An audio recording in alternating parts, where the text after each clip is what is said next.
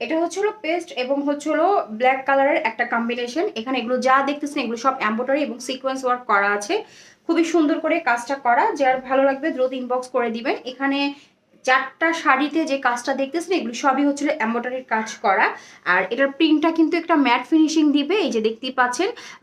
এটা হচ্ছে হলো আপনার ব্ল্যাক এবং হচ্ছে হলো পেস্ট কম্বিনেশন, একটা ব্ল্যাক কালার মানে একটা ম্যাট ফিনিশিং দিবে। আর এটা হচ্ছে হলো নিচের অংশটা ফ্লাওয়ার প্রিন্ট হবে। এখানে একটা অর্গানজার প্যানেল আছে এমব্রয়ডারির মধ্যে সিকোয়েন্স ওয়ার্ক করা, যেটা আপনারা এক্সট্রা ভাবে লাগানো আছে। চাইলে আপনারা এটা স্লিভও ইউজ করতে পারেন, যার যেভাবে ইচ্ছা। এবং এটা হচ্ছে হলো আপনার ব্যাক সাইডের প্রিন্টটা ফ্রন্ট সাইডের প্রিন্টের মতন সিমিলার হবে।